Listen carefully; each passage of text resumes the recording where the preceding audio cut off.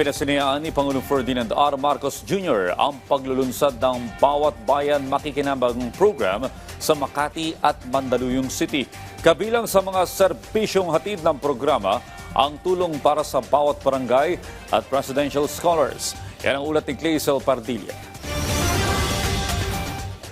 Pangarap ni Elisha na makapagtapos ng pag-aaral at maging doktor.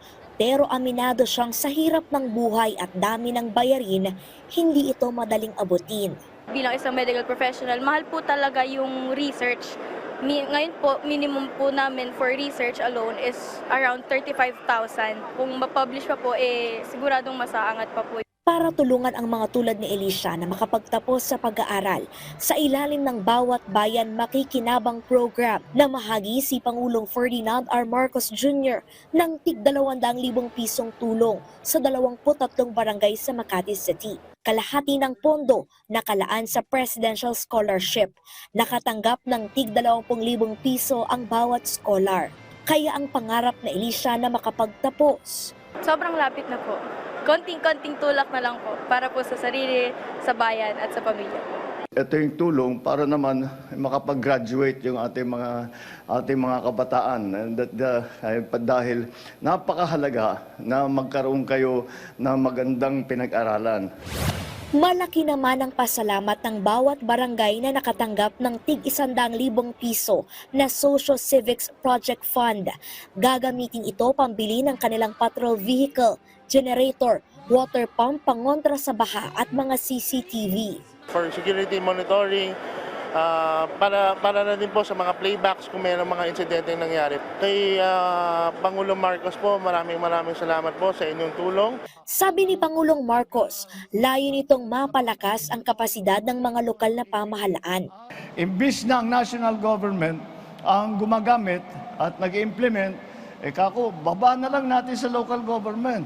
At sa local government naman, nakakatiyak tayo, mas mabilis ang dating ng serbisyo, ng pondo sa taong bayan. Kaya po, yan po ang aming ginawa sa LGSF. Hindi na nakalimutan ng Makati. Hindi naman natin mapagkakaila na malaki ang pondo ng Makati, pero binigyan pa rin tayo ng tulong ng ating presidente.